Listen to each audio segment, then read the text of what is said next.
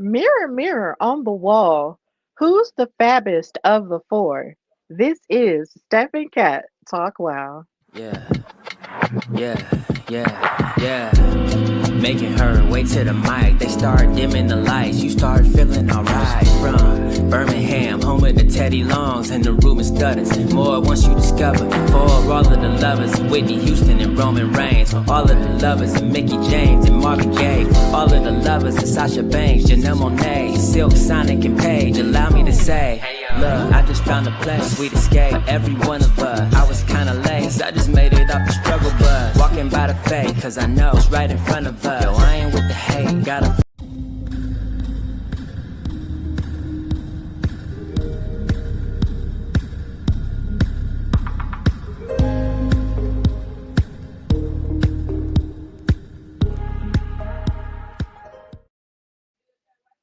Hey y'all! Welcome, welcome, welcome to a new episode of Steph and Cat Talk Wow on this wonderful Wednesday. Brought to you by the Hardy Wrestling Podcast and In Cat We Trust. Of course, I'm your girl Stephanie Hardy, host and creator of HWP Extra, and co-host of this fabulous show. And I'm a contributing writer for Daily DDT and color commentator featured on various promotions. But of course, this time I'm not alone. I have my tag team partner right back here with me live and in full effect. Even though you can't see her lovely face, her voice will be present. She is the creator of In Cat We Trust, co-host of this fabulous show. She's also an author. She's also a backstage correspondent for various wrestling promotions in the New York and New Jersey area. And she's a super mom, always doing her thing for her amazing and talented children who might grow up to be superheroes one day.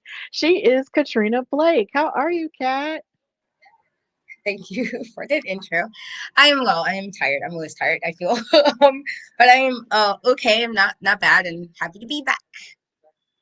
Absolutely. Now, before we get started with the show, because it is a special time in Women's History Month, and also just seems to be a special time in general for women in wrestling, I wanted to spend some time talking with Katrina about this beautiful new film that's out right now called Queen of the Ring, which tells the true story of Mildred Burke, who was at the time one of the highest paid, if not the highest paid, women's wrestler back in the day. And the movie tells the story of her life and how she got started into wrestling and basically how she paved the way for so many other women's wrestlers from that era on the way on to the present. But because someone on this amazing show got to go to the premiere and got to talk to people, I wanted Kat to talk about her experience with everything. So, what was it like being on there for media? Like, congratulations for that opportunity, by the way. And number two, what was it like seeing the movie with such a passionate audience full of people who worked on the movie or people who are just fans of women's wrestling in general? So thank you. Yeah, I didn't think I actually had a conversation with the director, Ash. And so he was the one who was like, you know what, I'm gonna put you on the red carpet list. And I was like, oh crap, thank you so much. Like super excited about that. And so when I got there, I've been to this theater 100 times for me personally in New York City, because I do a lot of early screenings, but it was very different because you can tell they were setting up for the red carpet. They blocked off things and everything. And so one of the first things I noticed, I was actually one of the few women at first. There's a lot of guys, a lot of men. And I was worried about making sure I looked professional. So like I had dress pants on, but I had a cute little top and everything. And I was like, well, these guys are not, I don't know. It just, they seem so like regular. And it threw me off a little bit because I guess I thought like, this is a thing you kind of come dressed to the nines. And so while there were people that I did know who they were in the New York area, that does some of what I do as well. Once we got like the call sheet of like who was coming through, and it was like, oh, okay. And then I felt like I had to kind of scram to make sure I scrambled to get all my thoughts together as far as what I wanted to ask. And so it was really cool talking to like, you know, people like wrestlers that was there. So I got to speak to Electra Lopez and Kyla Sparks, who was there, and they was just kind of there, to be there. And I got to speak to them and just like their thoughts about basically, how important Mildred's story was to be told, I got to interview Emily, who plays Mildred in the movie. Very sweet. I got to interview the director. Um, and I got to talk to Jazz, Medusa, Trish, and Lita. And like one, two of them remembered me, and one was because of my face, like your smile. I remember your smile, and I was like, "Oh, thank you so much," and they were very nice. And I got to just ask them, their thoughts about like this, and I even asked, I believe, both Jazz and Medusa as far as women wrestling from like what else can we do even in 2025 where we have moved forward, but there's still so much work that needs to be done. Just what their thoughts were on that. And, I will post interviews. Like it's been so hectic, guys, and I will be posting, but I did post Emily's. And so got into getting to speak to them and then also getting to speak to some of the actresses. So the woman who played Damaris Lewis, who plays Babs Wingo. One, she's super tall. Um, and so it was kind of like I'm 5'2", and I had to like move my phone up to kind of get her frame to talk to her. But and I mentioned her particularly because people were like talking crap about her and the AEW thing, and I had to keep telling people she's an actress, so she's not going to know the way us wrestling fans will know what kayfabe is. What she learned is what Emily said, the same thing, and some of the other people that said like they had to learn like, oh, it's a lot more intricate backstage of trying to figure out who's going to win and how we're going to play this off. To be honest, that's correct. As fans, we know that, and so I feel like I just want to shout out her because I felt people were being very negative and rude for no reason. And I'm like, not in Women's History Month. We're not going to be going against a black woman because y'all feel a way about what she's saying. She's an actress. She's not a wrestler. She's not media. She's an actress. Did her job off to the next project, and so she said one thing that was learned, and that was what they did learn. All of them did say that if they weren't wrestlers, actual wrestlers. And so she was really cool. It was just really nice to kind of be in that experience. And then I realized just how much media people was there. Like it felt like at one point I was like, oh my God, I caught everybody. And I still didn't catch everybody that was there. I caught a good amount of people, but not even close to who I could have caught because it was going so fast with so many people. But it was a really good experience getting to, kind of watched them. I felt watching the movie personally, like when they were doing, I thought they did a really good job of making the matches feel real, like to tell that story. And again, wrestling fans will understand when you watch a match, you feel emotions. I felt that, even though I knew what the outcomes were, I was sitting here like stressed, and I was like, "Ooh, this is good," because that means I'm feeling whatever you guys are trying to, convey in person, and I'm feeling that as watching it as a fan and a fan only. And so that was cool. I thought Camille was amazing. I thought like and this is no shade to Toni Storm because she's great, but I feel like people didn't acknowledge enough that Camille actually has a bigger role in the movie than probably anybody else. And I feel like I was like, oh, Toni Storm, and like I said, Toni Storm is great. She's great, and this is no shade to her at all. It just was personally, I wish they would have focused more on Camille because Camille literally was like the biggest antagonist of that whole movie. Her character was doing the absolute most. She was pissing me off in the movie. Again, as a fan, I was like, girl, if you don't stop, calm down. Like, this was me in the audience, like talking shit to the screen because I'm like, girl, calm down. You're doing the most. And I felt like she really embodied what this character was as far as that they really had some beef, June, and they had some actual beef. And I thought she embodied that, and then to find out she was one who trained Emily. And Al Snow trained Emily, and she did say that they trained with people from WWE. And I thought that was really cool to kind of learn that information. And again, to talk to Trinity, I definitely was like, girl, you look good at the end of the Q&A. I definitely got to say that to her because I didn't get to interview her. She took no interviews, but they did have them kind of stand towards the front when they did the Q&A, Trish and Lita. And I did say, girl, you look good, girl, because she looked nice for her dressing the neck brace. And I got to talk to Cassandra, who plays Mae Young, and you kind of said I thought she killed it as Mae Young as well, and I did give her that credit. So it was really nice, a great experience. My second red carpet, but the first one as media for the last few months, and I was like, this is very like I didn't know what to expect. I felt like I still wasn't prepared enough. But it was a really great experience. I got to talk to people. I got to meet people. I got to just be in a space for the most part where everybody was very kind and nice to see women's wrestling kind of put on there. I really love the story told, and obviously there's some dramatization and everything, but that's movies and you expect that and things to be slightly embellished. But I thought it was good. If you haven't seen it, please go see it. That's definitely during Women's History Month. Definitely go support it. It's an indie film. That's something they kept stressing. So if you guys can see it, definitely go see it and support all the people. Even some of you known people. You got Camilla, you got Toni Storm, you got Naomi, Trinity for two. So support the girlies. I think Mickey James is in there as well. There's a lot of people who made little cameos, and so support that and support women's wrestling. Absolutely. And thank you for sharing that because honestly, you could tell that this movie kind of felt like a labor of love with the girls. Which is, and then what's crazier is the fact that if this movie didn't feel like it was an indie movie to me, simply because I guess we kept seeing the commercials because they kept airing the commercials during wrestling programming, so you really couldn't miss it. But at the same time, and then also because the director is the son of the director of Rocky, so for this movie to look as good as it did, and for it to be as well put together from beginning to end as it was. Like I was just like, this is an indie film. Are you serious? This looks like some major stuff going on. But like it's a fantastic film, and I will definitely recommend you going and seeing it because me and my boyfriend went to see it together this past weekend, and it was absolutely incredible. Um, Everybody did a great job embodying everyone, and the two things that I took from it most was just how the past always informs the present, and how a lot of what we've seen and a lot of the sacrifices that women back then made for their careers helped to build the foundation of what we're seeing now, because it was so nuts how me and my boyfriend were talking about how Mildred Burke wanted to how women's wrestling wasn't legal in certain states, and one of the states being New York, and how she never made it to Madison Square Garden to perform. But then you fast forward to Monday, and you literally have women performing and having this amazing promo and stuff at Monday Night Raw in Madison Square Garden. Like stuff like that, you just cannot ignore when it comes to history in that way. So the idea of this movie coming out was just at this particular time is kismet, and it's a godsend, and I'm just really happy that it exists. So if you have not gone to see it yet, please go see it, find out where it's playing for you. And please just go support it because it's very inspiring, it's very moving.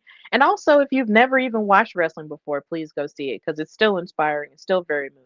And if you're a brand new fan, you know, be brand new and watch it, and just don't let people get in your way. So congratulations to you, Kat, for having that opportunity. I'm so happy for you always. And happy for everyone who got that opportunity. And yeah, it was just really great. And I wanted us to talk about it and chat about it a little bit on here, since this is a women's wrestling centered show.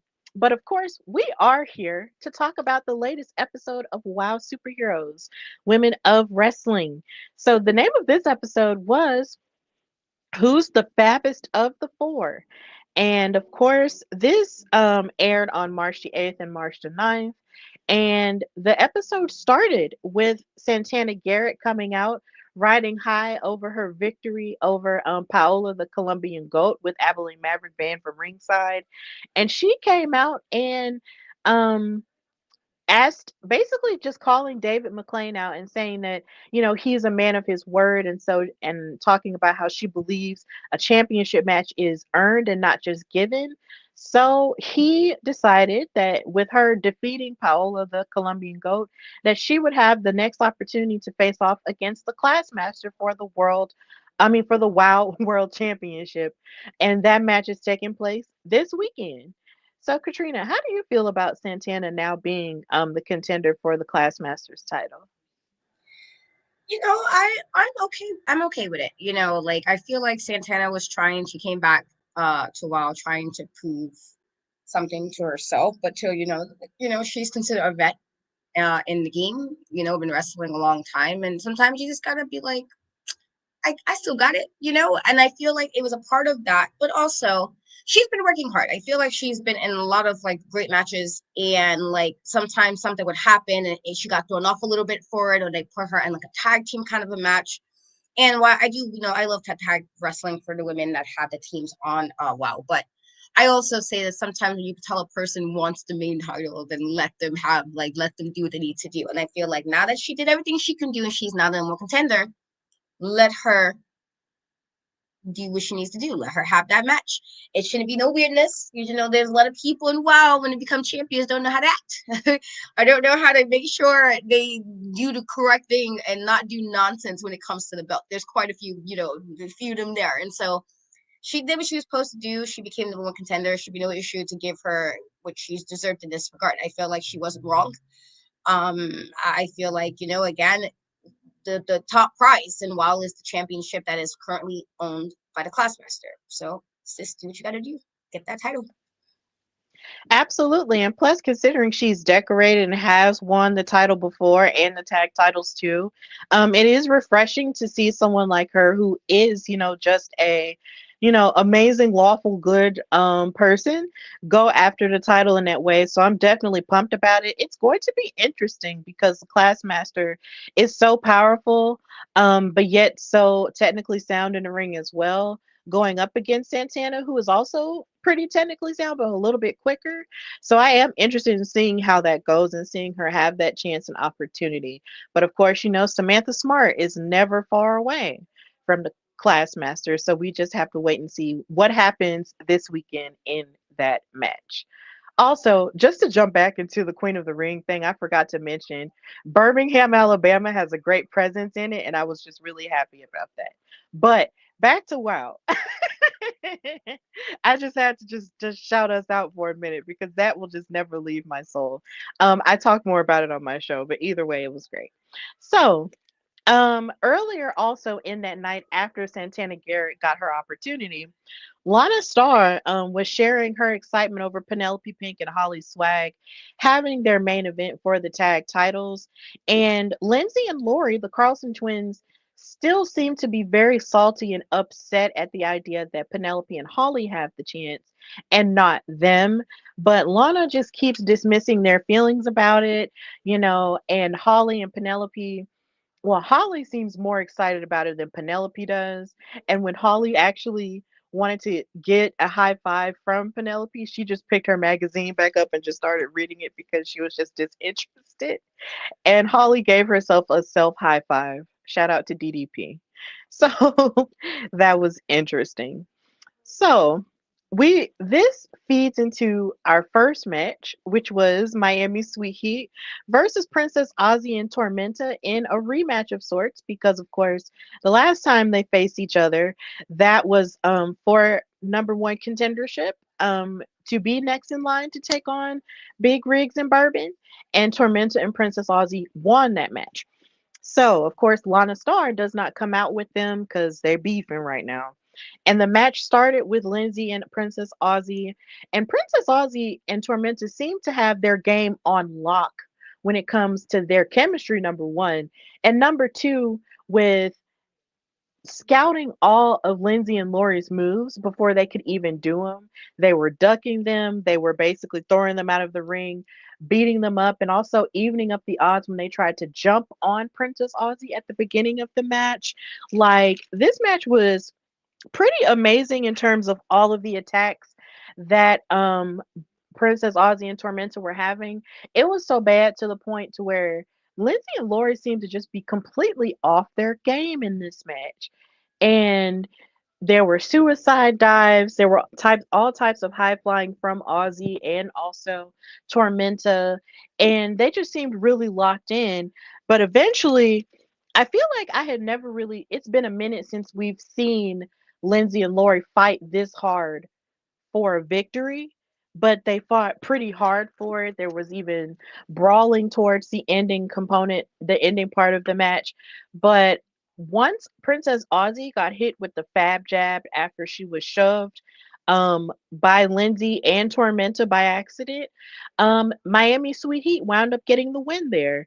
And they finally sort of proved their worth and their ability on their own, I guess. But I have never, it's been such a long time since we had seen the twins fight tooth and nail and also not used underhanded tactics in order to win a tag team match. But they did it. So this is where we're at. So, Katrina, how do you feel about this rematch between the Carlson twins and Princess Aussie and Tormenta? And how do you think this positions them as they're at a crossroads with the Fab Four? Well, I did say a few weeks ago that I did feel Lana kind of forgot about all of them. Now, while I will still stand on that, I do think that Miami Sweet Heat should not be in the tag team picture again as far as the title anytime soon. Like, you can be in the tag team picture without having necessarily have the belts. And I feel like that's what they're trying to get back to. This is why they were feeling away that Penelope and Holly got that opportunity.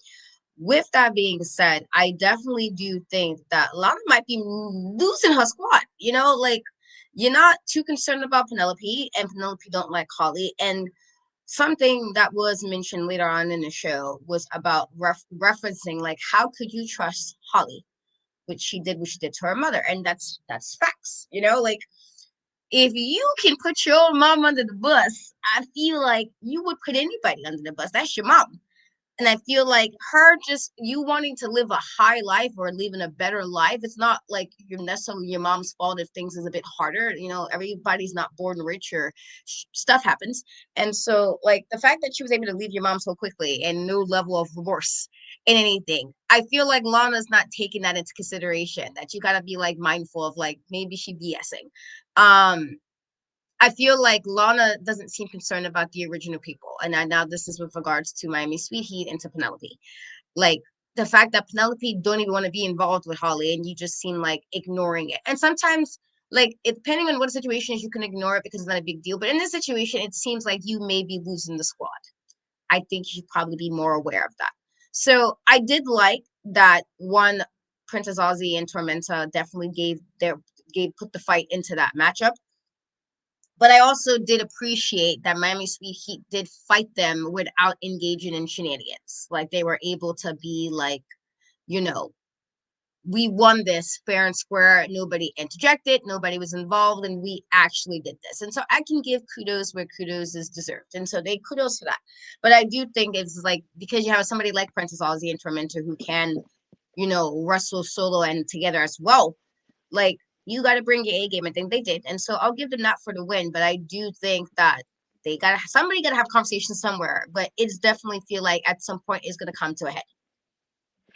Yeah, it's definitely gonna come to a head because it's really insane because when we first started covering WoW and then we saw the formation of the Fab Four in its first iteration, it felt like Lana was equally focused on like Penelope as a single star and Miami Sweet Heat as tag team champions, and then they had their other enforcer, and it just who in Vicky Lynn McCoy, and it seemed like they had a clearer vision than what's going on right now, and it's just really insane to look at them. It's almost like you're looking at two different factions, and the idea that we're watching Lana Star get shiny toy syndrome. It's just really nuts because Holly Swag, yeah, I understand that she's talented and I understand that she has also adopted the idea of cheating to win with that sock of rocks and everything. And she likes to live the fab life or whatever. My thing is that's not enough to prove loyalty. And at the core of the Fab Four, it seemed like there was loyalty there, and it just seems like all of that is just being lost for what exactly? Like I don't know, but yeah, I feel like eventually it is going to have to come to a head with the Carlsons because they were there from the jump. Like you said, like they were the OG one of like two of the OG members of the Fab Four. Like they changed their entire personas from what we knew them as these amazing twin sisters who were a great tag team who had pride in being from Miami and stuff to being a part of your clique. And now you're just turning your back on them for what? Like it's not fair. Like, it's really not fair for them to feel like the B team when they were your A team for so long. Just because they lost a couple of times, like, there's no loyalty in that either.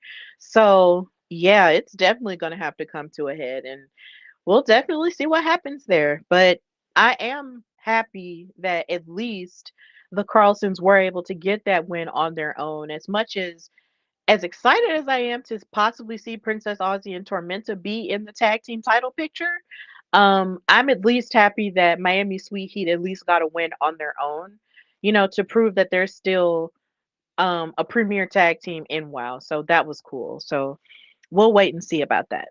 And it was a good match regardless. So yeah, Miami Sweet Heat won that one. So we move on to match number two, which was a singles match between Gigi Gianni coming out there with BK Rhythm as the Brat Pack versus Chantilly Chella.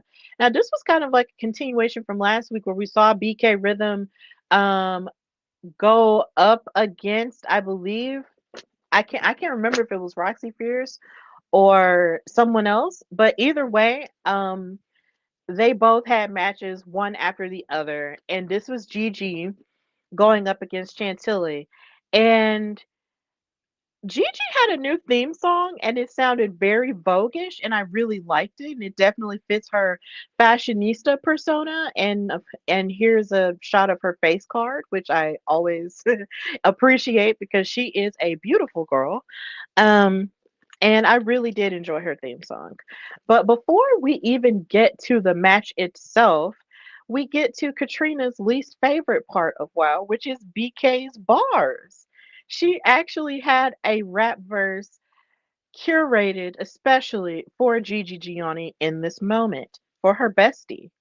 She said, Gigi Gianni's fashion is high class, and you look like you found your fit out of the trash. And we know you can dance, but you're a step behind. She's red carpet ready, but your face card declined.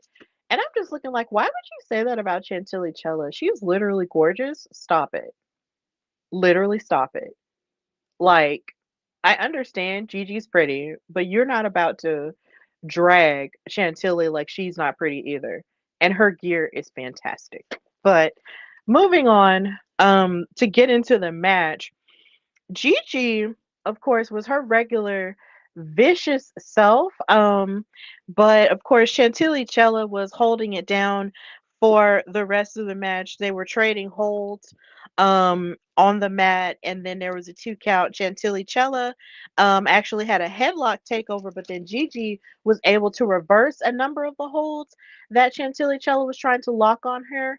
And in this picture right here, there's an impressive Meteora and there was also another spot where Gigi Gianni actually hit double knees to Chantilly Chella while propositioning her in the middle rope. And I low key felt like those two spots were it was definitely giving Mercedes Monet and CEO vibes. And I was just like, I'm just a nerd for women's wrestling and I'm a nerd for the GOAT. So the idea that both of those spots happened, it was just really amazing for me, even though I know that those moves aren't exclusively hers, but it's just really good to see. But of course, Gigi was giving a rear chin lock to Chantilly Chella. Chella kept trying to fight back. There was one point where Gigi even hit an impressive fireman's carry and a sidewalk slam, to which Chantilly actually, kicked out of. And I was like, whoa, how did you kick out of that? It was crazy. And then Chantilly found an opening and hit a hurricanrana from the top rope and tried really hard to get the upper hand. But in the end, BK Rhythm interfered by knocking Chantilly off of the middle rope as she was getting ready for a springboard. And then Gigi wrenched the arm of Chantilly Chella and then pinned her for the 1, 2, 3 and got the win. So sad face. Gigi won. It was a really amazing matchup, but of course, it always pays to have somebody out there with you. And BK was that person, and Gigi Gianni won the match. So, Katrina, how did you feel about the match, and also how did you feel about BK's bars for her bestie? Now you know how I feel about BK's bars because it's always some nonsense. Like every time I'm thinking like she gonna, I'm like, okay, maybe I will be upset about the bars, and then she says something. I'm like, you know what? And this is why. This is one of my least favorite things happening on WoW. We don't need bars. Like focus on other things if this is what we do and which bars. With that being said, I did really enjoy the match, and I do think that both girls, both women, uh did what they had to do, like in regards to they both were really like giving their all in the match. I thought like even with which is unfortunate that BK interfered. It would have been nice, and I guess because they were heels and it makes sense that sometimes you gotta do the nonsense that you do. But it would have been nice to just have Gigi win that if she was gonna win it, like win it without interference. I felt like Gigi is not like she can't wrestle. Gigi can. And she does it always, like even when she's doing certain facial expressions when she's like in a lock or something. She's always, as the saying goes, mobbing the camera. Son old saying it like that. Uh, but that's the Yes. saying, right? Like, always looking on point in the camera. I feel like every time, no matter what she's doing, she always looked nice doing it. And so I feel like it would have been really extra, you know, if she would have got that win without interference from BK. I felt like, you was already looking fabulous while you was doing what you was doing. You didn't need interference. But with that being said, outside of the interference, I did enjoy the match. I thought it was very well done, and I definitely think Chantilly was pulling it out, in her moments. I think she really was. Um, but I enjoyed it. I thought it was a good match. Yes, Gigi is absolutely talented. Like she is someone who I would love, to get in title contention for the world championship or another championship if they ever decide to make another like mid card one. Like she is fantastic. Like just seeing her and the way that she wrestles and gets down, like she just gets it. She just gets it. Like even from her facial expressions to all the moves she uses with the viciousness and she executes them, Gigi really does get it. And I feel like more of a like there should be more of a big deal made about her at this point. But yeah, like she really like I agree with you. She didn't need BK to really like interfere for her because she was locked in the entire time. And of course Chantilly was locked in with her. So this was a very like high caliber match from these two. It was very very good. I hate seeing Chantilly lose, but in the end, the match was great and Gigi Gianni was really on her A game here. So I definitely agree with you that she doesn't need anybody to cheat for her. And yeah, BK, when she raps and that's just kind of the thing. So yeah, diss tracks, what are you gonna do? So, as we move forward with the rest of the show, we did get a backstage peek into the Wild Tag Team Champions Big Rigs and Bourbon, and we saw Big Rig Betty having a little bit of apprehension on putting her hands on Holly Swag because she hadn't really like had to like touch her since Holly Swag, abandoned her for the Fab Four. But Jesse Jones told her, look, if you had probably hit her, earlier in life, then we probably wouldn't have been in this situation.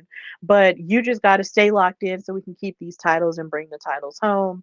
And that's what they discussed backstage. So, Katrina, um, how exactly did you feel like knowing that Big Rig Betty was having these apprehensions about getting in the match and being locked in with Holly Swag? Well, I get it. She's a mom. You don't want to, unless you're like a horrible mom, or you are how I want to say sometimes, and not to bring him up, but like how sometimes just a man would do something. I'm like, my guy, like, like your dad, like you better, like that kind of like some of the stuff he had Stephanie involved. I'm like or Shane involved in it. I'm like, and while I knew it was supposed to be like entertaining, sometimes I'm like, my guy, you are a parent. I feel like there's has to be a level of some kind of common sense when it comes to your kids. So I feel like in the regard that she's a mom, you don't want to like put your kid in it. Like you want to have your titles, but you don't want to be in a situation where you might hurt your kid, and that I can understand. And I'm sure she was hurt with Holly dipping, but at the end of the day, no matter what your child do, you love your kid, and so I understood that reference.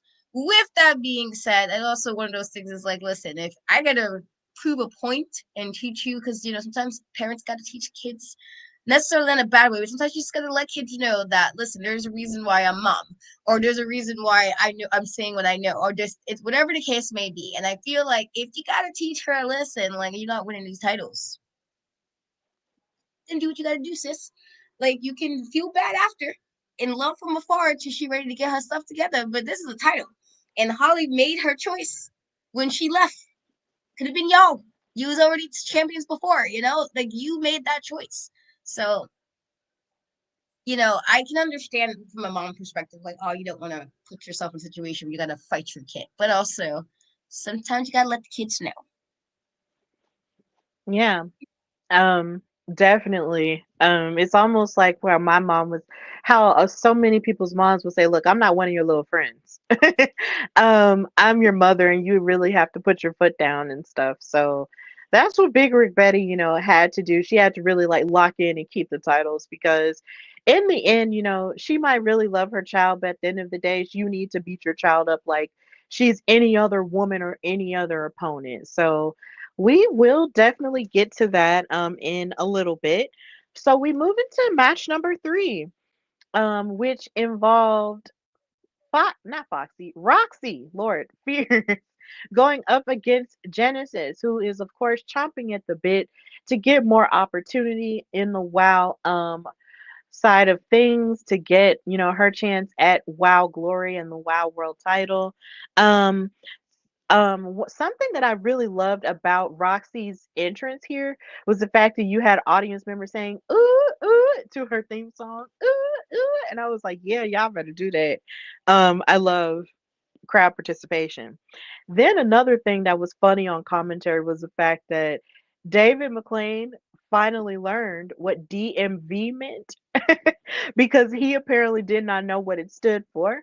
And Nigel Zane, said that he actually had to ask Roxy, what DMV meant. And that is, of course, if you're from the DC area, then that's basically the interchange between Washington, D.C., Maryland, and Virginia. So that's what that is. And I've heard it said before. So the idea that, they were addressing that on camera was just really interesting. So, yeah, shout out to acronyms. We love them. So this match started with a really strong lockup from these two. I felt like a sense of electricity when I saw these two women lock up with each other. I was like, "Ooh, okay. Yes, this is how we're starting." Um, Genesis started off, with an X chop to the throat of Roxy, but of course, and then she tried to lock in a full Nelson, but then Roxy broke it up. I think the story of this match here was just sort of Genesis thinking that she could just out wrestle and outmaneuver Roxy, and Roxy proving that, yeah, I've been in the lab and I'm this powerful woman and you're not just going to run through me either. But also at the same time, there was the story of Genesis being incredibly crafty in the sense that she proceeded to target Roxy's legs and knees to try to break her down. And that was tough to watch because y'all know over the past couple of weeks I've been talking about how Roxy is one of my favorites to watch as the season has progressed. But to see her get attacked in this way, with her knees and her legs getting slammed into the apron and also put in submissions and such, it was just tough to look at. But Roxy was fighting out of it, finding ways to, fight through the pain, and take advantage of different moments where Genesis got too big for her britches and got caught up in the ropes and tangled in and of herself. But Genesis was actually able to take advantage and chop Roxy's shoulders and then kicked her in the knee and the face in order to knock her out for the 1, 2, 3, and Genesis won the match. Fair and square this time. Did not cheat. So did not grab any tights or any ropes or whatever. She won the match fair and square. So Genesis is out here getting the wins that matter in order to prove herself worthy of the top opportunity. So this is where we're at. So, Katrina, how did you feel about the performance of Genesis and Roxy in this match? And do you think that Genesis would make a great WoW World Champion? I thought it was a good match. I do like Roxy, and something they did say on commentary a few times was that Roxy, was considered a rookie, obviously, because she just started wrestling, and how much she has, like, how good she is for being a rookie, how she basically embraced it. They actually mentioned both her and Foxy as far as them being, gifted in other areas where athleticism is necessary, but how Roxy really thrived in this new role as a wrestler, and I agree. And I think that, she definitely was putting her effort into trying to beat Genesis. With that being said, I did appreciate Genesis winning without nonsense. Like, I think she's a phenomenal wrestler. And, while she has definitely engaged in some things that I'm like, girl, why? Like, why is this the reason? Why you gotta do all this? You don't need to do this. You can wrestle. She came out doing, her nunchucks like she knows she needs to do. And so I appreciated that in this regard, she really won with no problem. And I know she feels like, it was said also on commentary that she doesn't want to do the materials. And I understand. Like, in the situation with her in the trios, she didn't always get necessarily the right, like she had people that worked. And like I said, I do think when, Ice Cold was part of the group that she wound up thriving with, Excel. I thought she did. With that being said, it was like, well, they didn't really want to listen to her. It was a kind of like, who's the leader, who's in charge. And I can understand, especially after what happened with the trios titles, that you guys worked hard and made it for what happened to happen, what happened with top tier to change all of that. I can truly understand why she's like, I am not doing trios again. Get it? I would be the same. I would wash my hands, clap it up. This is it. So I understand her logic of wanting to just, I can show you guys what I can do on my own. She's been saying that for months, that she doesn't need anybody. So this is the perfect way to show that you can also make it to the title shot and possibly win it. I think this is a good start of doing it the correct way and not engaging in nonsense and shenanigans. But I thought it was a really good match. I thought Roxy did her thing, but I did like that Genesis got the win off with no nonsense. Yeah, absolutely. I appreciated that, too. And I'm just glad that now Genesis is setting herself up, in a more serious manner when it comes to winning matches like that. So I was definitely, impressed in that regard. And she's always been a good wrestler. And it's so funny you were talking about her refusal to participate in trios matches because of her time with Exile. It almost makes me wish Exile had stayed together long enough to contend with um top tier for those trios titles when they actually existed, because could you even imagine the battles they would have back and forth for those trios titles? It would have been amazing. But, stuff happens. But either way, Genesis on her solo tour is definitely kicking butt. And I hate that it came at the expense of Roxy, who is, a rookie, but I feel like for someone who did just start wrestling, she has so much promise, and there's just so much more that she has, in store. And I just can't wait to see what more she has to give.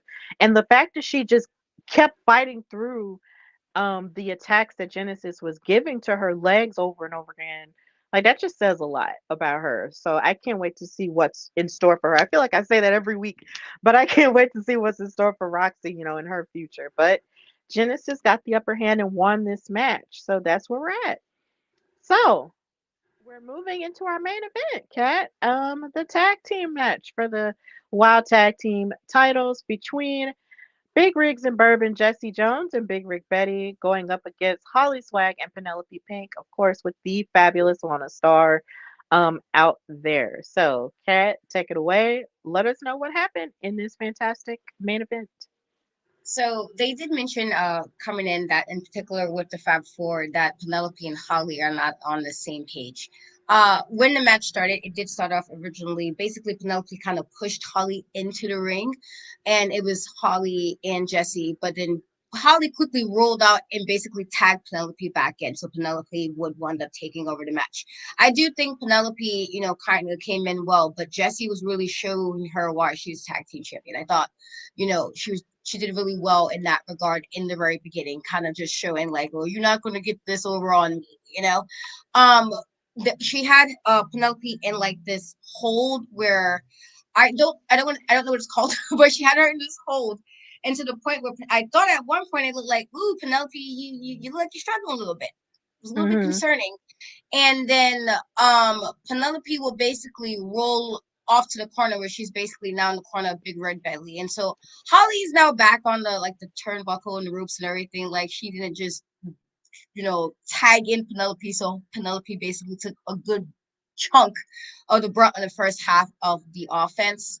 And then Big Red Betty would be tagged in and Holly would be tagged in. And you see Big Red Betty kind of like telling her to come here. Like she's doing that come hither. I guess again, that sometimes you gotta let your kids know what's going on. You gotta let your kids know this is what things are. And so you see Penelope looks a bit annoyed outside the ring, and like Lana kind of rubbed her back. I guess she was upset about how everything played out. But Holly was, to me, wrestling very scared. Like she kept kind of going in and kind of moving herself out of the ring, and kind of like I felt like to an extent teasing Big Rig Betty, even though Big Rig Betty was ready to, I guess, teach her a lesson. And so I guess it didn't work out the way, so she would tag Jesse back in, and Jesse wasted no time beating up Holly. I was like, okay. And then Big Rig Betty would basically, they did like, her and Jessie did this really awesome tag move, and then Big Rig Betty will put Holly over her lap and she would spank her. Like doing like a spanking motion to Holly during this, I guess, again proving that, mom is in charge here.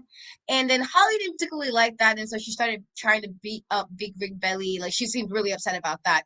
um and then, like, at this point now, I feel like Holly was actually wrestling now, because she had her mom in there and she seemed upset that Big Rig Betty did what she did. But I thought the match was, really well done. At one point, Miami Sweet Heat would come out during this matchup, even after I felt like, Holly was doing pretty well considering, and then Penelope did get back in. I did feel like, I was a little surprised that after everything that happened in the beginning of the show, that this would kind of be this way. And so the match looked like, Big Rig Betty and Jessie kind of had this in the bag, but then Miami Sweet Heat would kind of come out and basically interfere in this. And because they interfered, obviously Big Rig Belly and Jessie would still hold the titles, but they would basically interfere and beat them up. And Princess Aussie and Tormenta would have to come out and kind of help them out in this regard, because it got a little bit hectic, a little bit crazy, and referees had to come out. It was a whole big brawl after a while, where the referees kind of had to come out and kind of stop what was happening in this. And so that clip is literally like, even though the match was like done, Holly was still beating up Jessie, and it was a whole big brawl at the end of this. And that's basically how the episode ended, with the brawl. But it was a good main event, considering. I was actually very, again, surprised that Miami Sweet came out because of what happened in the beginning. It's like, you guys did well by not doing nonsense in the first match, and then you come out and do some nonsense in the last match with the other two. I don't know if they just didn't believe that they can do it, or they was just really upset that Penelope and Holly got the title, so they would have rather come out and do this and interfere, knowing that because of that, Holly and Penelope would not win. And I feel like a part of it was that, like, it was done on purpose. But that's just me. But No, yes. I feel that way too. Like, I, not to interrupt you or cut you off, but I feel like the Carlsons came out there to interrupt it because they really felt like Penelope and Holly didn't deserve that opportunity. Because they made it, it's like, it's not like they made it a secret that they didn't like the fact that Lana didn't choose them. Like, so I really feel like they came out there to ruin that opportunity for Penelope and Holly. But I am very surprised to know that Ozzy and Tormenta came out there as well to sort of fight with them. So there's a part of me that's wondering, how is this going to be solved when you have Penelope and Holly wanting to go for it, but then you also have um Ozzy and Tormenta, who won the opportunity to go for it the next time, but then you have Lindsey and Laurie trying to go for it as well. Like, it's a lot. Like, that sounds like a crazy way to end an episode, but a crazy cliffhanger at the same time. But in the end, I'm happy that Jessie and Betty are at least still tag team champions, because it low-key would have made me sad if Penelope and Holly won those titles off of them, and then they would low key be holding them in front of Lindsay and Laurie. That would have been nuts and pretty sad on the part of the twins. But I feel like maybe that would have been a really messy conflict, but a messier conflict. But yeah, what a way to end an episode. I agree. It definitely was. I was like, oh, okay, that's what we're doing. That's what we're doing today. But I'm definitely interested to see how this plays out in the next few weeks. Absolutely. And of course, since we've reached the end of talking about this episode, we've reached the end of our time together. So, all of you guys who are watching us live, thank you so, so much for watching us on all of our platforms. And also for those who are going to watch this later, thank you for supporting the show and for sharing any clips that you might see on any form of social media that we have. Thank you for just being supportive of women's wrestling and this show in general. Um, there's a lot that we still have to rise up towards in terms of equality in wrestling, but there is still so much that we do have to celebrate, and this show is one of them. So if you have not given WoW Superheroes a chance, please do. And go on wowe.com and find out where it airs for you via your zip code or whatever city you're in. Or you can watch it on their YouTube channel, which is WoW Superheroes. Subscribe to them. And they drop all of the matches and also the episodes the week after the episode airs. And you can also watch it on the 24-hour WoW channel. Um, that's on Pluto TV and also other smart televisions. So, yeah. We will be back next week to talk about the show. And of course, Katrina, thank you so much for coming back to be my tag team partner because even though I know I can hold down the fort, I don't like doing this show, particularly without you. So thank you here again for being my partner in this show and in all things WoW. And just tell everybody where they can find and follow you and what you've got going on. You guys can find and follow me on In Cat We Trust, Ease through in every place but Facebook, Twitch, and YouTube. As far as what I got going on, I should be doing a few shows soon. Like I said, it's been extremely hectic and busy on my end. Like the mom stuff has been a bit insane. So I have been a bit delayed, but I do have some new videos out on my channel. I do have my little sarcastic podcast with my friend Haven on my YouTube, so check that out. We definitely talk a lot of crap, but it's in good jest as Reddit. It's Reddit, guys. And I will be posting the rest of the interviews from Queen of the Ring. Like I said, it's just kind of going through them and editing them. There's quite a few I have to post. So definitely check out my YouTube, TikTok, or Instagram for that. And just kind of be on the lookout for new stuff. Awesome sauce. And please know that you can follow me, your girl Stephanie Hardy, on Instagram and Twitter at Queen Steph Hardy. You can also follow my show, The Hardy Wrestling Podcast, on Instagram at Hardy Wrestling Podcast and on Twitter at Hardy Wrestle Pod. I do have a new episode out that came out this past Monday where I talked about Queen of the Ring in more detail. There aren't any spoilers, but either way, I did talk about how I felt about certain things with the movie, as well as what I liked in wrestling in the past week. And I'll probably be doing a new episode this Friday, if not Saturday as well, because there is so much to talk about as we are on the road to so many things, including WrestleMania. So be on the lookout for that, and also read all of my articles on Daily DDT. And just be on the lookout for any new things that I might be writing. And just continue to follow me and listen to everything. Subscribe to my YouTube channel, which is The Hardy Wrestling Podcast with the HWP in the middle of the ring with the 5 years banner on the bottom of it because it is the 5 year anniversary of the show. And just continue to support your girl because we are almost to 500 subscribers. So subscribe, get those numbers up, share those clips, and just continue to support your girl as she is out here in these wrestling streets. So, of course, this has been Steph and Cat Talk Wild brought to you by the Hardy Wrestling Podcast and In Cat We Trust. And until next time, bye, y'all. Yes.